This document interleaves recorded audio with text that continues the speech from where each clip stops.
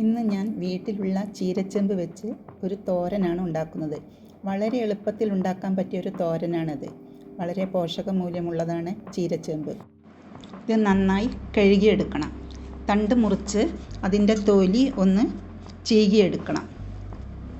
ഇത് ചെറിയ കഷ്ണങ്ങളായി, തണ്ടും ഇലയും ചെറിയ കഷ്ണങ്ങളായി മുറിച്ചെടുക്കുക.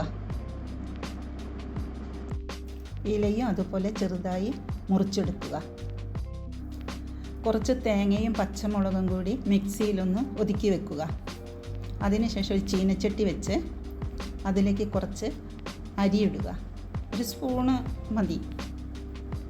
അത് പൊട്ടി വരുമ്പോൾ കുറച്ച് ഉള്ളി ചെറുതായി അരിഞ്ഞത് അതിലേക്ക് ചേർക്കുക. അതും ഒന്ന് വഴന്ന് വരുമ്പോൾ നമുക്ക് ചീരച്ചേമ്പ് അതിലേക്കിടാം. ചട്ടിയിലിട്ട് ഒന്ന് നല്ലോണം വഴറ്റി എടുക്കണം.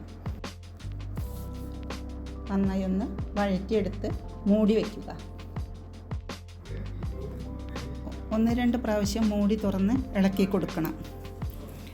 പിന്നീട് ഇതിലേക്ക് ചതച്ച് വെച്ച തേങ്ങയും പച്ചമുളകും ഉപ്പും കൂടി ചേർത്ത് ഇളക്കുക.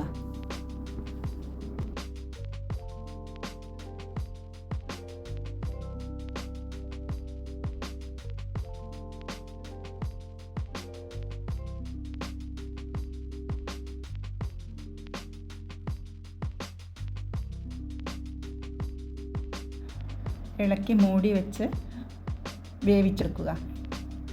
വീണ്ടും തുറന്ന് നല്ലവണ്ണം ഇളക്കി യോജിപ്പിച്ച് വേവിച്ചെടുക്കുക. ഇതൊരു പാത്രത്തിലേക്ക് എടുത്ത് നമുക്ക് കഴിക്കാവുന്നതാണ്.